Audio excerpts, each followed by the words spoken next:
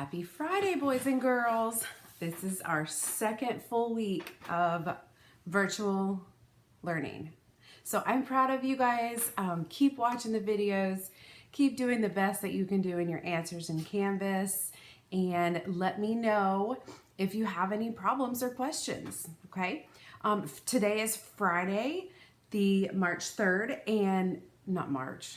Please, let's not go back to March. It's April 3rd, and today we're just gonna do a read aloud, and I'm gonna put up our write long prompt again. But remember that the write long is about your text that you're reading for fantasy. Okay. Two things that I wanted to make mention of before we start, just some housekeeping things. So next week's Zoom meetings, they're going to be a little bit different. So I'm going to need you guys to watch out for the newsletter that's being sent out on Monday morning. And please answer every question in Canvas on that day. It makes my job like 1,000 times easier when I go in to grade them. So if you can just stick with one question per day and answer it on that day, I would just love, love, love that. Okay. All right. And if you guys need anything or need some help on that or have questions, just shoot me an email. Okay. apolka@conroeisd.net. So we're just going to get right into our read aloud. And you guys, I'm just going to tell you right now, be ready, okay? Be ready. This chapter is called Falling from Grace, and there's our picture. I mean, remember at the end of last chapter, he was getting ready, right? They were making him into a vampire. He had just met two new characters, Jive and Mar, and I want you to look out for some things that we've been talking about. We've been talking about setting and why that's important to a story. We've been talking about problems that come up. We've been talking all year about characters and how they can change. And so I want you guys to think about just some of those things that we've been talking about with fantasy as we're reading. And Kitty has decided to make an appearance again. Let me see. That one's Thelma. He really is like my snuggly kitty. The other one doesn't like to snuggle at all. But this one, he likes to snuggle up. Okay, Falling from Grace. The wind wasn't there to bear him up. Remember, he was trying to fly, right? He plummeted like a slate tossed from the gables, a cry of sheer terror escaping his throat. When he saw Wendell turn, saw a look of mortal fear come into his face, and then the wind came out of nowhere, cold and strong, and just as his legs brushed the bushes, he felt himself lifted up and up toward the sky. I don't know what he's doing over there. His cry became a whoop, his terror joy. The moon was larger than he'd ever seen it, and its vast white face filled his sight like the face of his mother bending to kiss him goodnight. You see how they did a little bit of poetry there? It was pretty good. Except that he needed no sleep tonight. No, nor a mother to wish him sweet dreams. This was better than any dream, flying with the wind in his wings and the world shuddering below in fear of his shadow. Pretty deep. He looked for Wendell again, and he saw him fleeing for the safety of the house. No, you don't, he thought, and turning his wings like leathery sails, he swooped down on his prey.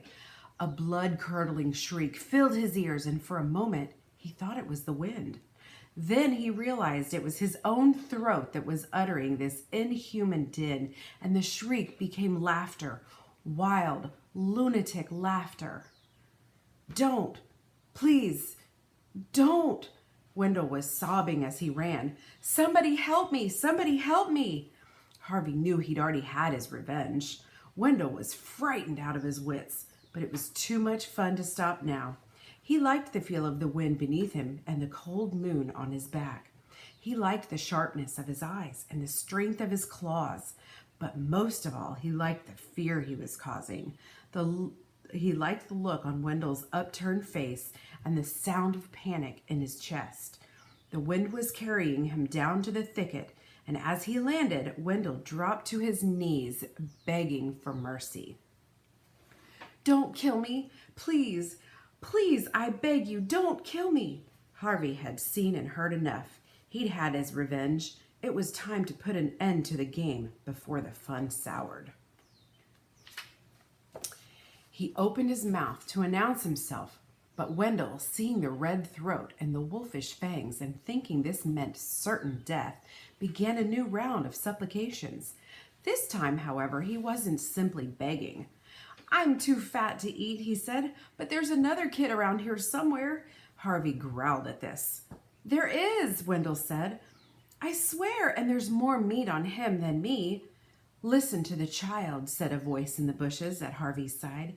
He glanced around. There was Jive from his wiry form, barely visible among the barbs. "He'd see you dead, young Harvey."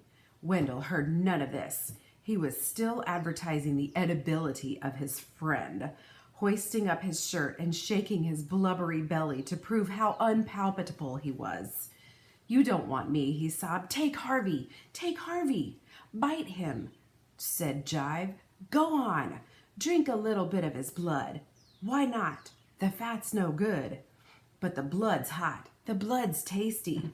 He was doing a little dance as he spoke, stamping his feet to the rhythm of his chants. "Don't waste the taste. Go eat the meat." And still Wendell whined, all snot and tears. "You don't want me. Find Harvey. Find Harvey." And the more he sobbed, the more Jive's chant made sense to Harvey. Who was this ridiculous boy Wendell anyway? He was too eager to serve Harvey up as dinner to be called as a friend. He was just a tasty morsel. Any vampire worth his wings could chew off his head as soon as he would look at him. And yet, "What are you waiting for?" Jive wanted to know. "We've gone to all this trouble to make a monster of you." "But it's a game," Harvey said. "A game?" said Jive. No, boy. It's more than that. It's an education." Harvey didn't know what he meant by this, and he wasn't altogether certain he wanted to know. "If you don't pounce soon," Jive hissed, "you're going to lose him." It was true. Wendell's tears were clearing, and he was staring at his attacker with a puzzled look. "Are you going to let me go?" he murmured. Harvey felt Jive's hand on his back. "Do it," Jive said. Harvey looked at Wendell's tear-stained face and trembling hands. If the situation had been reversed, he thought to himself, would I have been much braver? The answer, he knew, was no. "It's now or never," said Jive. "Then it's never," Harvey said. "Never!" The word came out as a guttural roar, and Wendell fled before it, yelling at the top of his voice. Harvey didn't give a chase. "You disappoint me, boy," Jive said. "I thought you had the killer instinct." "Well, I don't," said Harvey, a little ashamed of himself. He felt like a coward, even though he knew he'd done the right thing. "That was a waste of magic," said another voice, and Ma appeared out of the bushes, her arms filled with enormous fungi. 1 second. Sorry about that. Kitty distractions. "Where'd you find those?" Jive said. "Usual place," Ma replied. She gave Henry a contemptuous look. "I suppose you want your old body back," she said. "Yes, please." "We should leave him like this," said Jive. "He'd get around to sucking blood sooner or later." "Nah," said Mara. "There's only so much magic to go around. You know that. Why waste it on a miserable little punk like this?" She waved her hand casually in Harvey's direction, and he felt the power that had filled his limbs and transformed his face drain out of him. It was a relief, of course, to feel the magic unmade, but a little part of him mourned the loss. In a matter of moments, he was once again an earthbound boy, wingless and weak. With the spell removed, Mar turned her back on him and waddled off into the darkness. Jive, however, lingered a little bit longer. She lingered long enough to have one last dig at Harvey. "You missed your chance there, kiddo," he said. "You could have been one of the greats."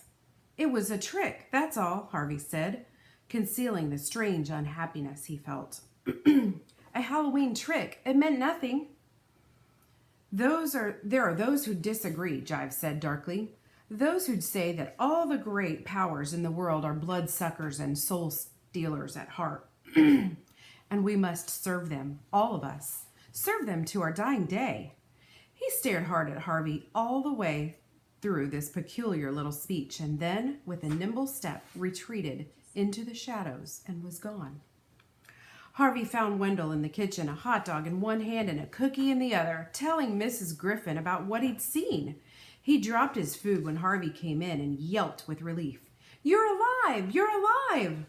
"Of course I am," said Harvey. "Why shouldn't I be?"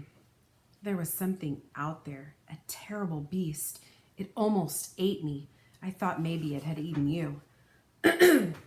Harvey looked down at his hands and legs. "Nope," he said, "not a nibble." "I'm glad," said Wendell. "I'm so, so glad. You're my best friend for always." I was vampire food 5 minutes ago, Harvey thought, but he said nothing.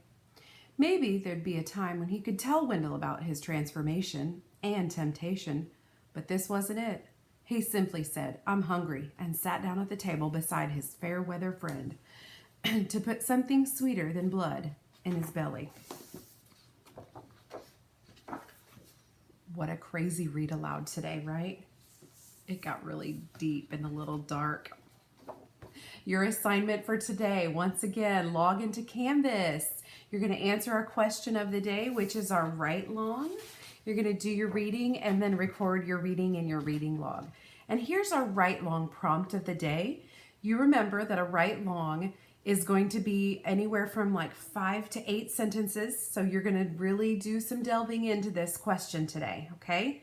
So it says, write long, tell about one problem your character is facing. This is in your fantasy book, not in The Thief of Always, okay?